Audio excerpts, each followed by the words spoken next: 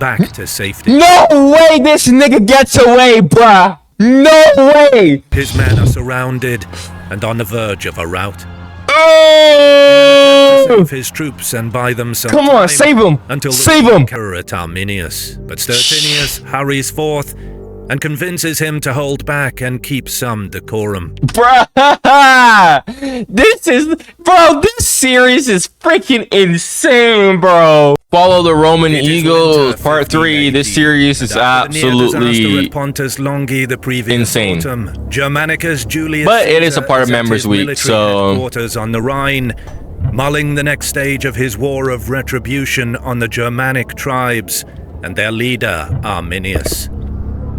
While frigid winds blow snowflakes through the timbers of his palisade and the sentries rub their gloved hands and stamp their boots on the ice and powder, the Prince of Rome pores over the map of Germania and looks for the key that will unlock the door to its final conquest.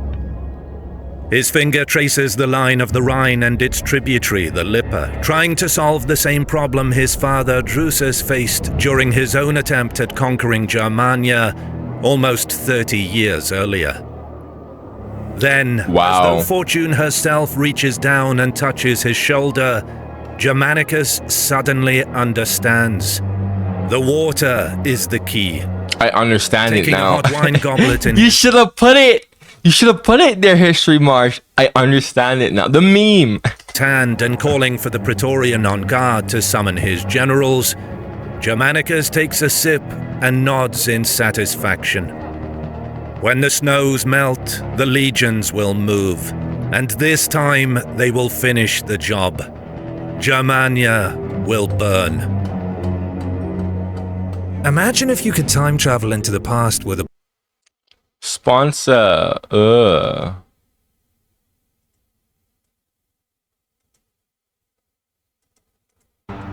At the start of the year 16 AD, Germanicus is determined to achieve a decisive victory. His solution: use the rivers of Germania Magna. No fewer than 1,000 ships were constructed during the winter in the ports along the lower Rhine. Frustrated that his previous campaign failed to conquer new territory, the Prince of Rome is of the opinion that he defeated the Germans in the field and on fair ground. But the tribesmen were aided by dense woods, swamps, as well as the short summer restricting the duration of the campaign. The main problem, however, as he saw it, was his overstretched and vulnerable supply lines, slowing his army down and limiting the scope of operations. Thus, the gargantuan fleet is intended to carry men, material and livestock from the bases on the Rhine across the Northern Sea and into Germania itself for the duration of the campaign. According to Tacitus, Germanicus knows that with uninterrupted logistical support, his legions will be able to move faster and strike deeper into enemy territory before winter sets in, while their deadly effectiveness will bring victory on the battlefield. The first part of his plan is to strike the Chatti to secure his southern flank.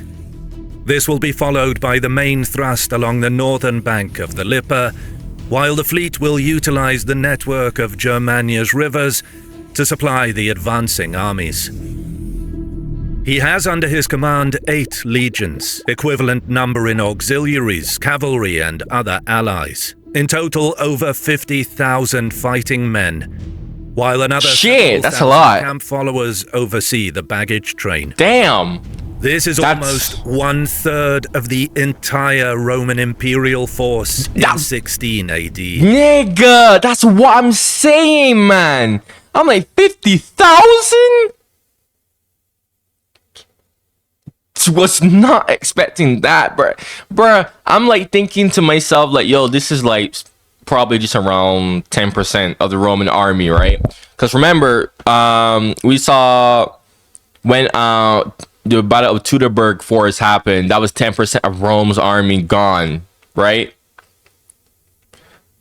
Damn, 1/3 now? Woohoo, my God. Lastly, Germanicus utilizes the Roman propaganda machine as the final component of his plan. Over the past several months, exaggerated tales of conquest in Germania and the heroic deeds of the legionaries were spread across Gaul, Hispania, and Italy. This aroused feverish support for the armies on the frontier, and the provinces rallied to send provisions, equipment, funds, men, and animals to the Lower Rhine. You see, while Germanicus's previous campaign of the late 15 AD was a success, it failed at imposing imperial rule on the tribes, and the Roman army suffered significant losses in troops, animals, and equipment. Launching another such campaign just a few short months later would perhaps not be possible without the aid of the provinces. Now there are no more impediments to the armies of the north carrying out their duty. Germanicus can strike at will. But across the Rhine, the tribes are also rearming. That's what I'm asking myself. With the other chiefs, Arminius's primary goal is to keep the coalition together, as there are clear signs that some are wavering. Quite understandable given the terrible losses they suffered at the hands of the Romans. Yeah, I'm thinking the same shit, man. Like this coalition, bro. Like, I know it has to be somewhat wavering, because last time that I watched this, last reaction is, woo! Yes, it is true that replacing the fallen troops will be difficult. Many towns and villages are razed to the ground. The population is scattered, killed, or enslaved. No civilian in Germanicus's path was spared. The crops were either burned or seized, cattle and pack animals killed or confiscated. But Arminius insists that the coalition must stay together. He argues that Rome has become a bitter enemy. Any chief who abandons the alliance will find himself isolated and at the mercy of Rome. I mean, he's not wrong. His people will be torn apart by the talons of the marching eagles. The tribal leaders agree with Arminius. But, you know, the German tribes that went under Roman suzerainty, I mean, how are they being treated, right? They will muster whatever forces they can and stand together against the Roman menace. Arminius, although unable to match the scale of the Roman preparations for the upcoming campaign, assures the other chiefs that he knows how to stop Germanicus. The talks continue long into the night as he lays out his plan.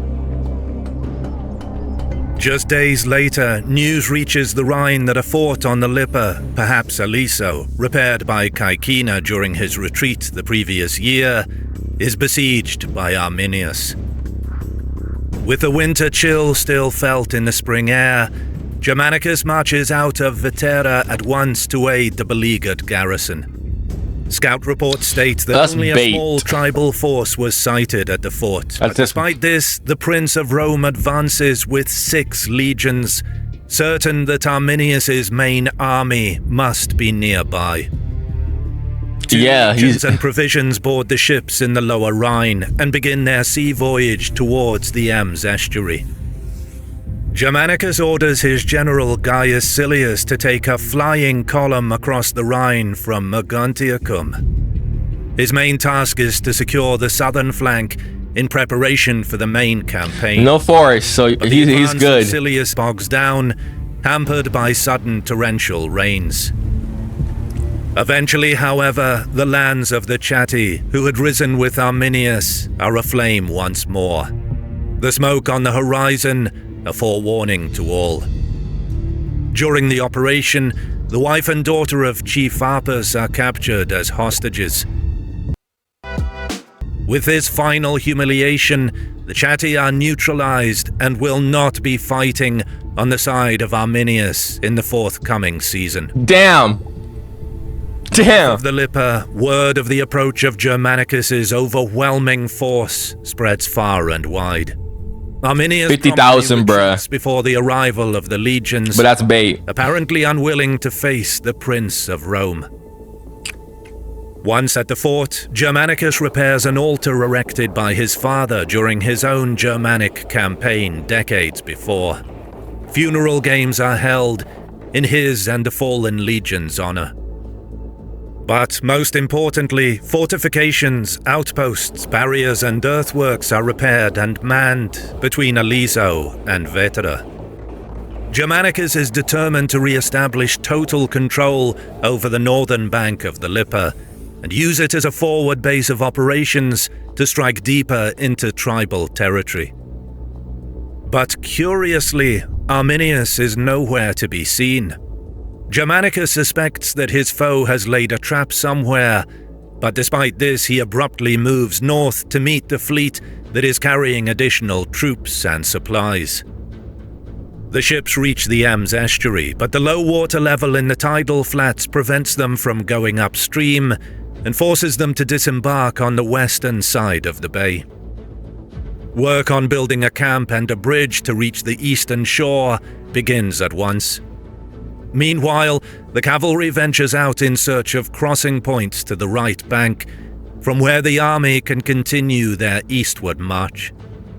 The estuary is abuzz as over 50,000 Roman troops turn it into a temporary settlement. Some days later, the angry Varii scouts spot the Romans. With most of their troops with Arminius, they are caught completely by surprise. It is likely they expected Germanicus was leagues away to the south, closer to the Lippe. Nevertheless, the angry Varii peasants take up arms to confront the Romans. Oh, damn, they want the smoke. Germanicus dispatches Stertinius with cavalry and fast-moving light troops to deal with the tribesmen. No quarter is to be given to any angry Varii they encounter. They will be quelled by burning and killing. This is a Roman-style vendetta in response to the slaughter of their brothers in arms at the Teutoburg. Germania Magna will answer for its treachery. The improvised tribal army has no chance against the Roman and Batavian cavalry. Once dealt with, Stertinius proceeds to destroy a number of angry Varii towns, while the rest of the army continues the advance beyond the Ems. The hostility of the tribes encountered so far into the campaign was to be expected, but what puzzles Germanicus is that Arminius is nowhere to be seen. He did not come to the aid of the Chatti, did not contest the Roman advance up the Lippe, nor attempted to protect the angry Varii. Because it's what is bait. he up to was the question many within the Roman leadership were asking. Germanicus finally realizes that Arminius must have moved his army east of the Weser River, closer to his homeland.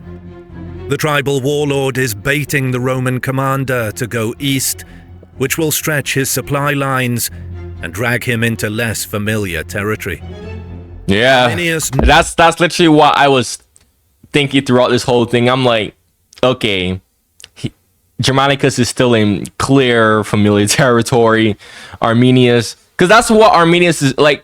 I realize the type of person that Arminius is like.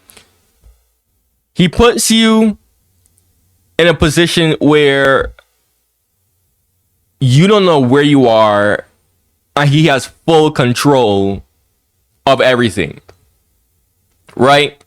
That's the type of person that this nigga Arminius is. Like I clocked that a long time ago. So this is not surprising to me at all. Like this is clear to me that Arminius is just trying to put him in a position where A, he's not in comfortable territory anymore, and B, Arminius is the one in comfortable territory. All right, so knows that the Prince of Rome desires a decisive victory. To get it, he will have to cross the Weser. The only question on Germanicus's mind now is, where exactly is Arminius? Finally, the Roman commander finds his adversary. Standing on the far bank is Arminius, the man who is beyond a villain and a scourge in the eyes of the Romans. He is a traitor. The legionary... Yo, I swear, I love I don't know the nigga who narrates this for History Marche, but oh my gosh, I pray to God that they do not fire this man, or if I don't know if he retires or whatever, that they can find someone else like this. Because bruh, the nigga that narrates this and the voice is just alongside which he once fought. Oh my stare at goodness! him with vengeance in their eyes, waiting for the order to attack. With only his guards in tow, Arminius boldly approaches the river and asks for his brother Flavus to come forward. After Teutoburg, Flavus continued to serve in the Roman army, a gouged eye and scar serving as mementos he gained a few years ago. When he sees had a his brother on the opposite bank, Arminius orders his guards to withdraw and asks the Romans to do the same. Once the two are alone, Arminius quips, "How did you earn that disfigured face?" clearly mocking his brother for naively serving the Romans. Flavus yells and waves his arms as he describes the riches and status he acquired. "Pa, that's all you got for being a slave," jeers Arminius. Flavus fires back, "Your wife and son are in Roman captivity, yet they are treated with honor." This was perhaps a threat to his brother that Rome will show mercy to them if Arminius surrenders, but may choose to kill them if he remains defiant. To this, Arminius shouts, "You forsake the ancestral freedom, the gods of the north and our own mother, who prays that you come back to her side." From here, the conversation quickly devolves into a shouting match. Flavus snaps first and calls for his steed so he can charge across the river at Arminius, but Stertinius hurries forth and convinces him to hold back and keep some decorum. Bruh, this series is freaking insane, bro. What the heck, bruh? Yo, this shit just keeps getting better and better and better. As the brothers withdraw, still shouting insults at each other, Germanicus makes the first move. The cavalry on the right, commanded by 1st Centurion Aemilius, peels off and moves towards a ford that the scouts located a few kilometers upstream. Lucius Stertinius, leading the cavalry contingent on the left, rides north towards a second crossing point found further downstream.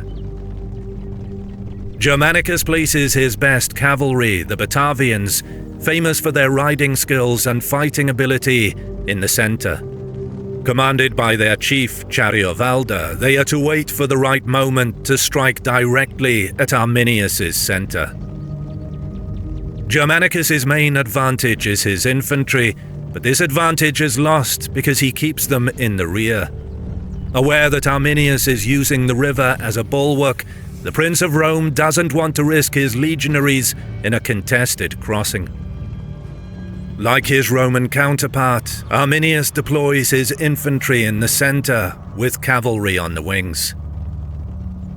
Germanicus intends to use the flanking maneuvers to trick Arminius into splitting his army to counter the Roman cavalry, so that the Batavian horse can make the crossing in the center and open the way for the rest of the army to follow behind them. But Germanicus underestimated his adversary. Yeah, Arminius is not that dumb, nigga.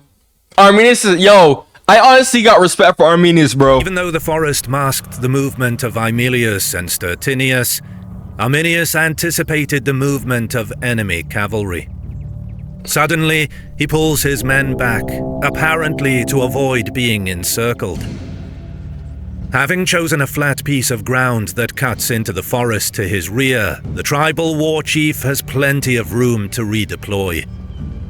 This location is made all the more symbolic for being very close to Varus's summer camp, from where he made his fateful march into the Teutoburg Forest in 9 AD.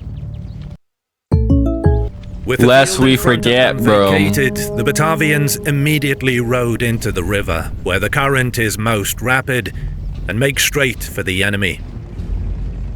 Around That's this bait. time, Roman messengers bring word to Germanicus that the two mounted detachments reached their respective crossings. This encourages the Batavians, and to the peal from the car, Nigga, this is bait! push forward. Nigga, this is bait! Come on! Moments later, the Oh my gosh! Arminius's line, which immediately gives way. Wait. Chariavalda's elite retinue shows itself to be particularly deadly, clearing a path through the Kurushi warriors with little difficulty. Too easy, too Arminius easy. signals a retreat, his men trying to fend off the Batavian forays with darts and javelins. Hold on a second, are they actually? Germanicus, all seems to be going well. Ah, hell nah, The nigga. infantry to Ah, hell nah. way across. For the moment I hear all seems to be going well. Arminius laid a trap Yeah. for the Romans. I knew, His feigned bruh. This nigga is a snake, bruh. This nigga, bruh. Bruh, you know you got me on my heels when my freaking African-American accent starts to come out. Retreat draws Chariavalda's men onto the eastern half of the plain, which is surrounded by a forest on 3 sides. Bruh! There, the war chief stops the retreat. As his warriors turn to face the Batavians once more, contingents of Kurushi infantry rush out of the tree line on Chariavalda's left and right flank. Come on! A hail of spears, rocks. Have you people not learned from this guy? I knew this shit was gonna happen. It's by a horde of warriors streaming out of the forest. I knew this shit was gonna happen. I saw this from a mile away. Stertinius and Aemilius can see the ambush. They spur their horses on to aid the Batavians, but will they make it in time? Bro, clutch! Clutch! Clutch! Arminius' men Clutch! ripped into the side of the better armed auxiliaries, tearing up their formation as the Batavians struggle to switch themselves around to this fight from an unexpected direction. Chariavalda bellows and bawls for his men to fight back, hold together and endure the terrible fight. But by now, his men are surrounded and on the verge of a rout.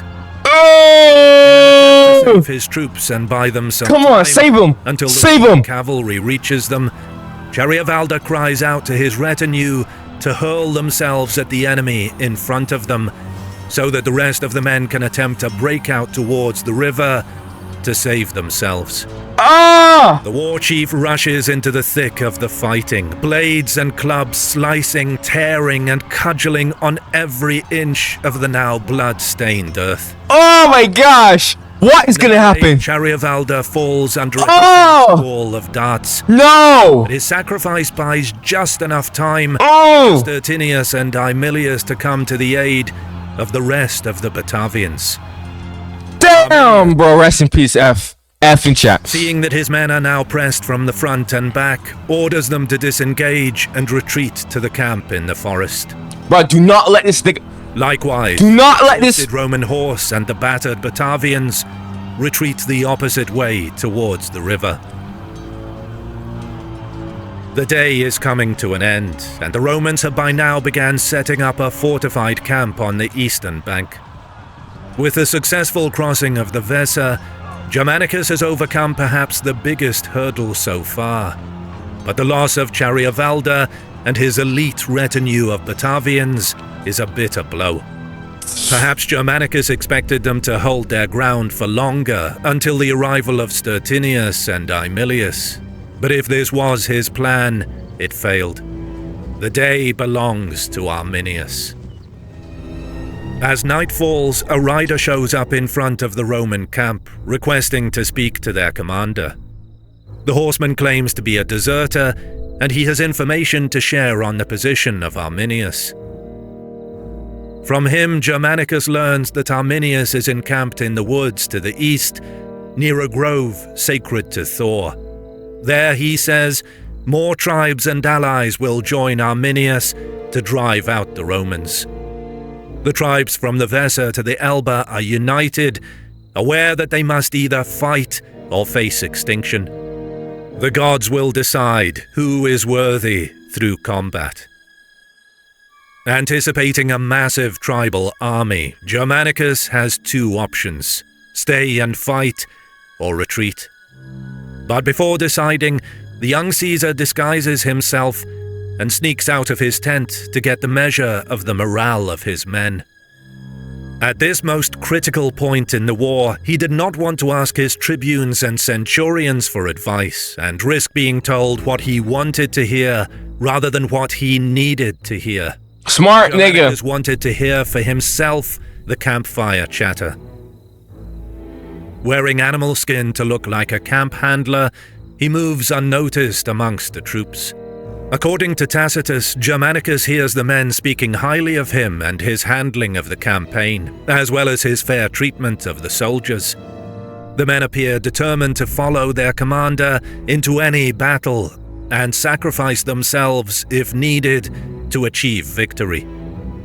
Heartened by their confidence, energy, and readiness to fight, Germanicus is already formulating a plan for the decisive battle against Arminius on the way back to his tent. Bro, I ain't gonna lie, I usually side with any enemy of Rome, but dude, Arminius is such a snake.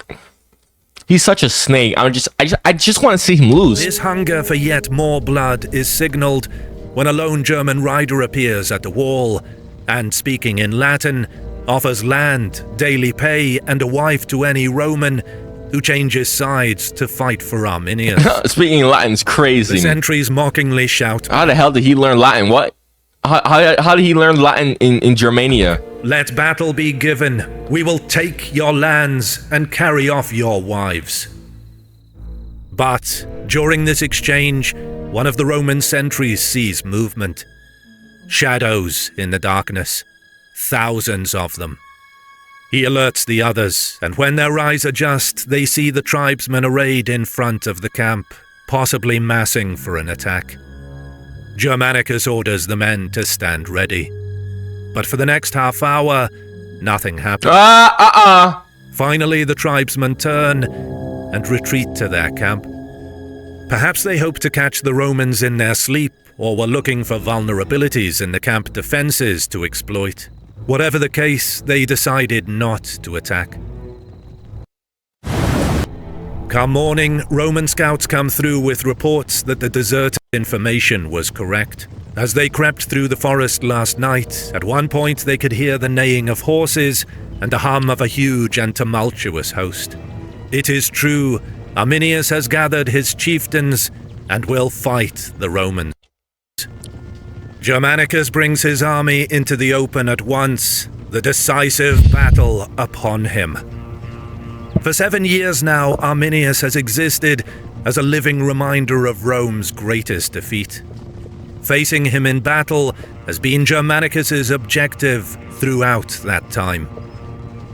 Moving east through the plain, which Tacitus called Idistaviso, the tribal army can be seen arrayed in front of a forest, where Arminius once more occupies the higher, sloping ground on the far end of the field.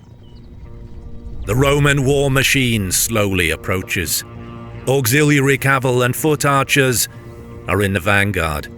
Behind them march 4 legions in a hollow square formation, with 2 Praetorian cohorts and additional picked cavalry inside the square, as well as Germanicus himself. Another 4 legions are behind the square, along with the auxiliary light infantry, mounted archers, and the rest of the auxiliary cavalry. The Carusi tribesmen watch with grim fascination as 8 legions deploy down the field, between 50 and 60,000 men. It is an awesome spectacle. I bet it is. The German host in I its honestly, full complement yo, I'm thinking of that shit in my head right now, bro. Woo! also have been an extraordinary sight, at least matching, if not exceeding, the Romans in number. While the legions maneuver into position, Arminius calls out to his men not to fear the Romans. They are the cowardly fugitives that fled from Varus's legions, he tells them, so afraid now of the land of Germania that they are reduced to moving by boat and hiding on the water. On the other You got a point. Germanicus reminds his men that You got a Elba point. is not far. One more victory, and the war will be over. He exhorts them to be mindful that their gladius swords are the better weapons in the woods, much more mobile amid the trees than the German spears. As the Roman legions finally stop, there is nothing but silence between the opposing armies. Then, from the tree line to the south, another ambush. This time, Arminius himself leads the charge. I knew this shit was gonna happen. He always does this, bruh. And trailed by thousands of footmen. I knew that. He always does this. Down the valley towards the right flank of the Roman vanguard, Germanicus is prepared. Oh. Behind the Roman square, he sends Tertinius with all of the remaining cavalry on a wide flanking maneuver to strike the enemy from the rear. At the same time, Germanicus sends his picked cavalry from the square to in turn hit Arminius's contingent on their left. Much of the Roman vanguard is pinned in place, struck from the side by the tribal cavalry. Those not yet engaged brace themselves for the Carusi infantry that are now streaming down the slope from the east. The Roman archers at the front fire volleys of arrows into their midst, cutting down many who threw caution to the wind during their charge. As he watches these opening gambits and awaits the impact of the enemy charge, Germanicus looks to the sky and sees a tremendous sight. 8 eagles are flying east over the heads of the legions and toward the Germans. Bruh, that's your sign. That is your sign. That is your sign, bruh. That's a sign. That's a divine sign right there. That's a divine sign, bruh. God got your back, even though you don't believe in God. They don't believe in God. God still got their back. Overcome by the favorable omen, Germanicus exultantly gives the order for the divisions to advance, crying out, "Follow the eagles, the true gods of our legions." Bruh, that's crazy. That's crazy. God got your back, but you say the gods, bruh. Shit, bruh. From the moment I saw those eagles, I'm like, nah. I already see where this is gonna go. I already see how this shit is gonna end, bro. Anytime you see like some divine shit like this happens, it's like, bro, that's GG, bro. You know, it's like watching like a series or anime, whatever the hell you want to like think about. You have like the main character is in a tough situation, and then they see some shit, and then for the moment you see that, it's like, yeah, GG. His men reach a frenzy of violent desire, every bit as latent as the Germans who are currently closing in on them. They advance, the Germans make their last sprint, and the two sides clash with a shockwave that resounds around the valley. The hard-pressed Roman vanguard is relieved to see the legions from behind joining the fight. The tribesmen cudgel and hammer upon the shields, breaking through the reinforced timber, canvas, and leather, attempting to drive their spears into the infantrymen behind. They swing their long spears in wide arcs, others throwing their own javelins into the center of the massed enemy ranks. The Romans meanwhile stay low and stab with their short swords, mixed with their auxiliaries in the front, relentlessly advancing under the weight of the offensive. As a therapist, Germanicus's picked cavalry manages to reduce the shock of Arminius's charge, but the weight of the tribal attack dents the Roman formation, pushing the right side of the vanguard inwards into the legions behind. Many Romans suffocate in the crush, but at this point, Germanicus cannot disengage. About an hour of grueling fighting passes, and it is then that the cavalry of Stertinius finally appears, charging out from the forest to the south. As they strike Arminius's formation from the rear, a ripple of uncertainty trickles over the massed company of warriors. Arminius's ambush falters and loses momentum. Arminius looks like he's trapped. And with increasing momentum. With terrifying repetition, they stab from behind their shields, then step forward over the bodies of the fallen tribal warriors. Oh my gosh! Discipline within Arminius's army gradually breaks down. Yeah, Arminius, Thousands I think that's retreat GG. east towards the tree line before any call or order goes out. Meanwhile, the legionaries Arminius gonna be seeing Varus very soon. maintaining their formation relentlessly advance forward. While those fleeing the Romans make their way across the plain, Arminius's reserve troops rush to their aid. Amidst the what are confusion, they the two doing? groups, each going in the opposite direction, smash into one another. Oh shit. Some are routed to the spot in confusion, while others either flee or continue the charge. The panic is fuel for the Roman fire. At this point, Arminius's attack is dead in its tracks, his own contingent blocked by his panicked comrades. The war chief steadies his retinue as the Romans are upon them, cutting into the tribes like a scythe going through dry wheat. Hundreds of the brave fall. Arminius himself, still in the midst of the fighting, leads another mounted sortie against the unit of Roman archers, who are again launching sheets of arrows into the massed ranks of his men. He manages to get close enough to engage, but at that moment he is struck.